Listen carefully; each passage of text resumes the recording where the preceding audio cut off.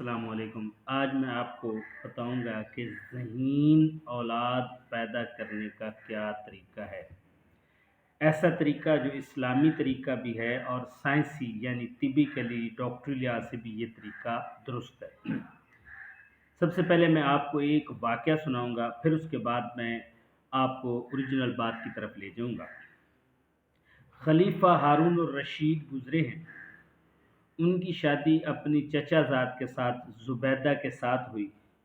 جو زبیدہ تھیں وہ بہت ذہین تھیں اور اپنی ذہانت کے لحاظ سے وہ عرب میں بہت زیادہ مشہور تھیں۔ جب مکہ مدینہ اور عرفات میں پانی کا پرابلم ہوا تو انہوں نے ایک نہر کھدوائی تھی تاکہ اس پانی کے معاملے کو حل کیا جائے، اور وہ نہر بعد میں نہر زبیدہ کے نام سے مشہور ہوئی۔ اتنی عقل مند اور ذہانت، یعنی ان کی ذہانت کا طوطی تب بولتا تھا۔ اور دوسری جو شادی خلیفہ ہارون الرشید کی ہوئی وہ ایک کنیز تھی ان کے ساتھ۔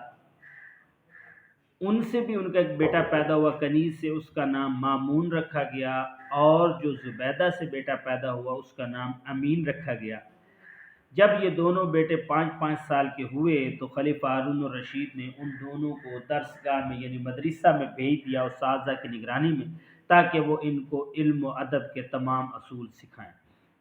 جب وہ جمع ہو گئے، کچھ عرصہ گزرا تو خلیفہ کو اس بات سوچا کہ میں جا کے چیک تو کروں کہ میرے بچے جو ہیں وہ کتنے پڑھ گئے ہیں یا ان میں کیا کیا تبدیلیاں آ چکی ہیں۔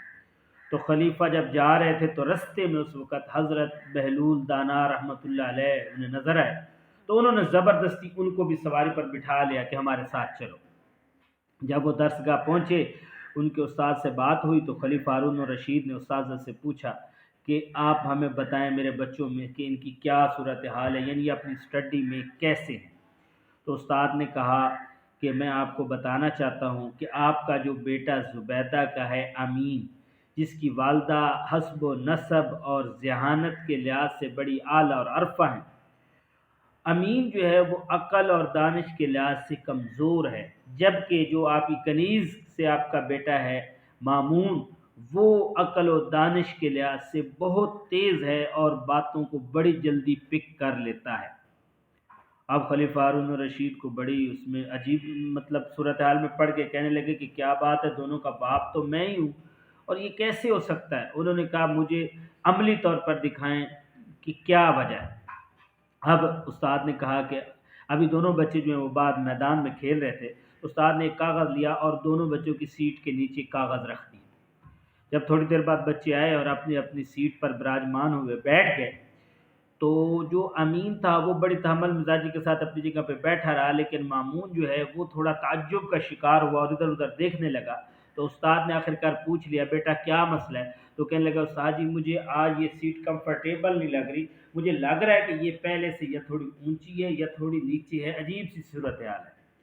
تو تب خلیفہ جو تھے ہارون الرشید وہ بھی اس بات پہ آمادہ ہو، اگر انہیں یقین ہو گیا کہ واقعی جو میرا بیٹا مامون ہے وہ علم و فضل کے لحاظ سے بہت آگے ہے اور امین اور مامون میں بہت زیادہ فرق ہے۔ یہ سارا معاملہ حضرت دانا بہلول جو ہیں، بہلول دانا وہ سن رہے تھے۔ انہوں نے کہا اگر خلیفہ کی اجازت ہو تو میں اس کی وجہ بتاؤں۔ انہوں نے کہا کہ بچے کے عقل و دانش مندی میں بڑھنے کی وجوہات دو ہوتی ہیں۔ ایک وجوہات یہ ہے کہ میاں بیوی کے اندر محبت، جو نیچرلی محبت ہے وہ بہت زیادہ ہو تو بچے ذہین پیدا ہوتے ہیں، اور دوسری جو بڑی وجہ ہے وہ یہ ہے کہ اگر میاں بیوی الگ الگ خاندان سے ہوں، الگ الگ نسل سے ہوں، تو ان کے بچے زیادہ ذہین، خوبصورت اور اچھے پیدا ہوتے ہیں۔ قریبی رشتے میں ایسے نہیں ہوتا۔ اب خلیفہ ہارون الرشید نے کہا کہ یہ تو ساری آپ کی بات ہے، مجھے اس کو عملی طور پر سمجھا کے دکھاؤ۔ تو بہلول دانا رحمۃ اللہ علیہ نے کہا اس کی مثال میں درختوں اور جانوروں سے لوں گا۔ آپ دیکھتے ہیں کہ اگر ایک درخت پر دوسرے درخت کی شاخ کو یعنی قلم کاری کی جائے تو اس سے پیدا ہونے والا جو پھل ہوتا ہے وہ بہت زیادہ خوبصورت اور میٹھا ہوتا ہے۔ اور اسی طرح جب ایک جانور کو دوسری قسم کے جانور کے ساتھ نسل کشی کی جاتی ہے تو اس سے پیدا ہونے والا جانور بڑا خوبصورت اور مضبوط اور طاقتور ہوتا ہے۔ مثلا جب گدھے اور گھوڑے کا کراس کیا جاتا ہے تو اس سے پیدا ہونے والا خچر جو ہوتا ہے وہ بڑا مضبوط، طاقتور اور خوبصورت جانور ہوتا ہے۔ تب جا کے خلیفہ ہارون الرشید کو ان کی بات پر یقین ہوا۔ تو ناظرین، آپ کو یہ سب بتانے کا مطلب یہ تھا کہ آج کل کا جیسے دور چل رہا ہے، اکثر ہماری شادیاں جو ہیں وہ کیا ہوتی ہیں، چچا زاد بھائی کے ساتھ یا ماموں زاد بھائی بہن، یعنی جو ان آپس میں رشتوں کو اٹیچ کیا جاتا ہے، اس میں ڈاکٹری کے لیے بہت سارے ڈاکٹر جو ہیں وہ ان رشتوں سے روکتے ہیں کہ ان کا بعد میں کیا ہوتا ہے، نقصان ہوتا ہے، اس سے بہت ساری بیماریاں جو ہیں وہ پیدا ہو جاتی ہیں۔ تو ہمیں خیال کرنا چاہیے کہ ان رشتوں کو کیا کیا کریں، ان سے اجتناب کرنا چاہیے، تاکہ جو ہے نا دور دور سے رشتے کریں، تاکہ آپ کے بچے ذہین پیدا ہوں۔ امید کرتا ہوں کہ آپ کو میری بات کی سمجھ آ گئی ہوگی۔ ملتے ہیں اگلی ویڈیو کے ساتھ۔ اگر آپ نے میرا چینل سبسکرائب نہیں کیا تو سبسکرائب کریں، لائک کریں، تاکہ آپ کو اس طرح کی اچھی اچھی ویڈیو ملتی رہیں۔ اللہ حافظ۔